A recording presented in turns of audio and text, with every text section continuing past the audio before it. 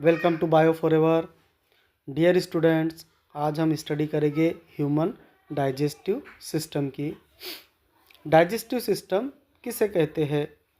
Digestive system में इस्तेमाल होने वाले जो ऑर्गन्स है, कौन कौन से ऑर्गन्स है जो इसमें हिस्सा लेते हैं और उनके फंक्शंस क्या है, एक एक करके हम इसकी स्टडी करेंगे। तो शुरू करते हैं। सबसे पहले digestion. What is digestion? Digestion क्या है? तो डाइजेशन एक प्रोसेस है जिसमें जो है तो कॉम्प्लेक्स फूड को सिंपल न्यूट्रिएंट्स में कन्वर्ट करने का काम होता है। यानी इसमें बहुत सारे ऑर्गन्स जो है हमारे जिस्म के हिस्सा लेते हैं, जैसे mouth, oesophagus, small intestine, large intestine, rectum और एनस वगैरह वगैरह। यानी जो खाना खाते हैं तो खाना खाने के बाद जो एनर्जी बनती है, प्रोटीन्स वगैरह बनते हैं, तो ये तमाम एक प्रोसेस के ज़रिए होता है, अचानक से नहीं होता है, बल्कि एक प्रोसेस होता है जिसमें जो कॉम्प्लेक्स फूड को सिंपल न्यूट्रिएंट्स में कन्वर्ट करने का काम होता है। उसके बाद ये जो न्यूट्रिएंट्स है ये हमारे जिस्म के जो सेल है उनकी ये ग़िज़ा होती है, एनर्जी ये भी इनकी ग़िज़ा होती है, जिसकी वजह से हमारे जिस्म के सेल जो है तो ज़िंदा रहते हैं।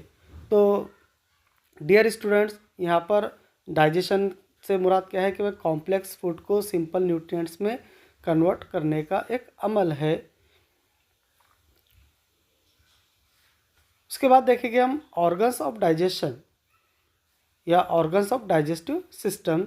डाइजेस्टिव सिस्टम में कौन कौन से ऑर्गन्स है जो हिस्सा लेते हैं?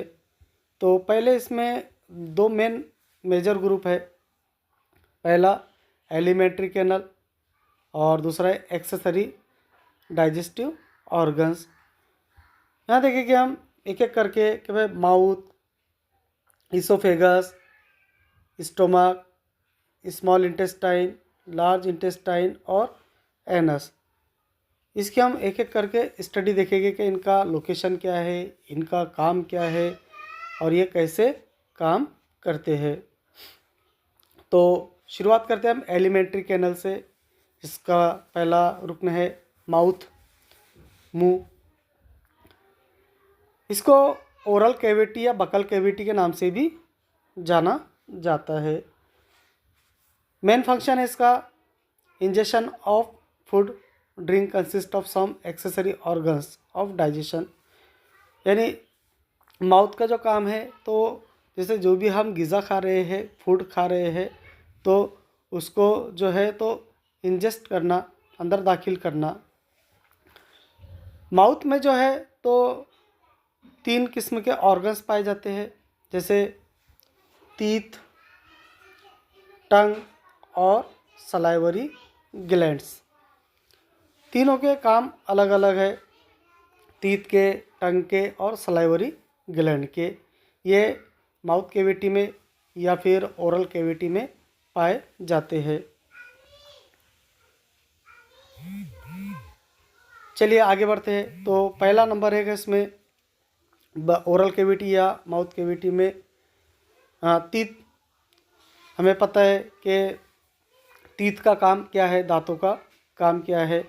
तो ये जो दांत रहते हैं तो ब्रेक डाउन करने का काम करते हैं, यानी कि जो हम खाना खाते हैं तो उसको छोटे छोटे पीस में कन्वर्ट करने का काम करते हैं, या फिर उसको चेविंग करने का, चबाने का काम करते हैं और स्मॉल पीस में उसको कन्वर्ट करते हैं।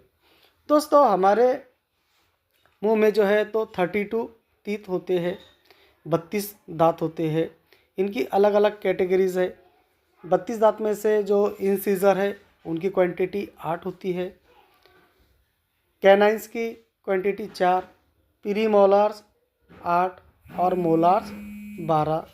इस तरीके से हमारे जिस्म में ये टोटल 32 दांत पाए जाते हैं। टीथ के बाद दूसरा रोल है टंग का, ज़ुबान का। तो ज़ुबान का काम है मूविंग द फूड और mixing the food with saliva. ये सलाइवा के साथ फूड को मिक्स करने में मदद करती है। इसके अलावा इसमें टेस्ट रिसेप्टर्स भी पाए जाते हैं। टेस्ट रिसेप्टर जिसकी वजह से हम हमारी ज़ुबान आइडेंटिफाई करती है कि भाई जो हम खा रहे हैं या पी रहे हैं तो खट्टा है, मीठा है, तेज़ है ना। तो ये इसमें टेस्ट रिसेप्टर्स पाए जाते हैं। टंग के बाद है सलाइवरी ग्लैंड्स। उसके बाद है सलाइवरी ग्लैंड्स। सलाइवरी ग्लैंड्स जो है तो सलाइवा को सिक्रीट करता है। इसमें वाटरी लिक्विड पाया जाता है जो हमारे फूड को, ग़िज़ा को चिकनाहट फराहम करता है। और यही सलाइवा की वजह से जो हमारा फूड है, ग़िज़ा है, तो ईसोफेगस और इंटेस्टाइन में मुंतकिल होता है। सलाइवरी ग्लैंड के बाद आगे बढ़ेंगे हम। उसके बाद है फेरिंग्स, ईसोफेगस। तो फेरिंग्स जो है तो ग़िज़ा को, फूड को नेक्स्ट जंक्शन तक पहुंचाने का काम करता है। और उसके बाद का नेक्स्ट जंक्शन जो है तो फेरिंग्स के बाद है ईसोफेगस। तो फेरिंग्स का काम क्या है? फूड को आगे पहुंचाना, अगले जंक्शन तक पहुंचाना, यानी ईसोफेगस तक पहुंचाने का काम जो है तो ये फेरिंग्स करता है। फेरिंग्स के बाद देखेंगे हम ईसोफेगस। ईसोफेगस को जो है तो फूड पाइप के नाम से भी जानते हैं, यानी इसको फूड पाइप के नाम से जाना जाता है। ये हॉलो ट्यूब लाइक स्ट्रक्चर होता है और ये जो है तो फूड को जो है फेरिंग से लेकर स्टोमक तक पहुंचाने का काम करता है ईसोफेगस। ईसोफेगस के बाद है स्टोमक। हमारा जो स्टोमक होता है तो वो जे शेप का होता है। स्टोमक वाल सिक्रेट गैस्ट्रिक जूस। ये स्टोमक की जो दीवार होती है तो गैस्ट्रिक जूस को सिक्रेट करती है। इसमें जो है तो HCl होता है और HCl का काम क्या होता है कि माइक्रो ऑर्गेनिज़म को किल करना और पेप्सिन को एक्टिवेट करने का काम होता है HCl का। HCl के बाद दूसरा इसमें म्यूकस। म्यूकस जो होता है तो ये लुब्रिकेट फूड एंड प्रोटेक्ट वाल, यानी फूड जो ग़िज़ा है उसको लुब्रिकेट पहुंचाता है और जो है तो स्टोमक की दीवार को प्रोटेक्ट करता है, यानी हिफाजत करता है। उसके बाद है गैस्ट्रिक एंजाइम। गैस्ट्रिक एंजाइम 3 किस्म के होते हैं, पेप्सिन, रेनिन और लाइपेस। ये 3 किस्म के गैस्ट्रिक एंजाइम होते हैं, ये भी स्टोमक में पाए जाते हैं। अब स्टोमक का फंक्शन क्या है? तो स्टोमक का फंक्शंस जो है तो स्टोरेज ऑफ फूड, यानी फूड को स्टोरेज करना, या इसका काम है पार्शियल डाइजेशन, यानी इसमें जो डाइजेशन होगा तो कुछ ही वक्त के लिए डाइजेशन होगा। चलिए आगे बढ़ते हैं। स्टोमक के बाद है स्मॉल इंटेस्टाइन। स्मॉल इंटेस्टाइन जिसे छोटी आंत के नाम से जानते हैं। यह फाइनल डाइजेशन जो है तो स्मॉल इंटेस्टाइन में होता है। इसका काम है एब्जॉर्प्शन ऑफ न्यूट्रिएंट्स। न्यूट्रिएंट्स को एब्जॉर्ब करना, जो ग़िज़ा में न्यूट्रिएंट्स मौजूद है तो इसको जो है तो एब्जॉर्ब करने का काम करता है स्मॉल इंटेस्टाइन। इसकी अगर हम लंबाई की बात करें तो 6 से 9 मीटर लंबाई इसकी होती है स्मॉल इंटेस्टाइन की। एक लॉन्ग पाइप की तरह नज़र आता है और इसकी जो लंबाई है तो 6 से 9 मीटर तक होती है। स्मॉल इंटेस्टाइन को 3 पार्ट्स में तकसीम किया गया है, जैसे पहला पार्ट है उसका ड्यूडेनम, दूसरा है जेजुनम और तीसरा है इलियम।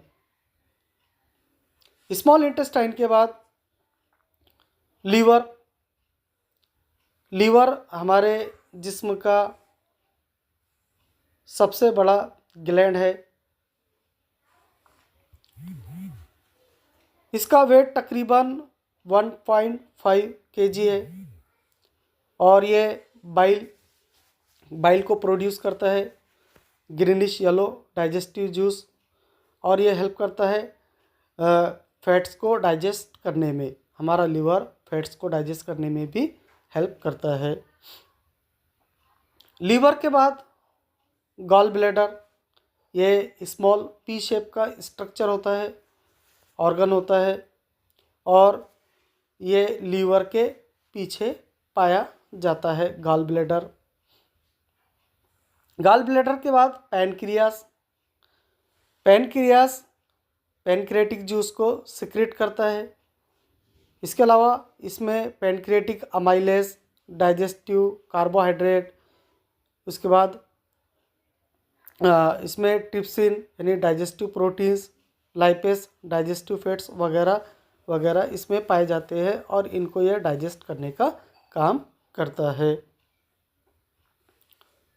पैनक्रियास के बाद है लार्ज इंटेस्टाइन, जिसे बड़ी आंत के नाम से जाना जाता है। इसे कोलोन भी कहते हैं। इसकी लंबाई जो होती है तो 1.5 मीटर लॉन्ग होती है।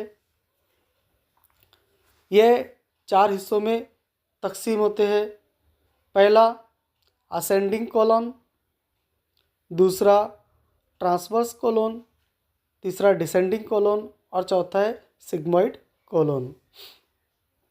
यहाँ पर डाइजेशन नहीं होता है, बल्कि लार्ज इंटेस्टाइन का मेन फंक्शन है एब्सॉर्प्शन ऑफ वाटर, वाटर को जज्ब करना, पानी को जज्ब करना। यहाँ पर लार्ज इंटेस्टाइन में हम इसके पार्ट देखिए। देखो पहला है, जैसे यह है ट्रांसवर्स कोलोन, उसके बाद डिसेंडिंग कोलोन, सिग्मोइड कोलोन, और ये असेंडिंग कोलोन। ये 4 उसके पार्ट्स है।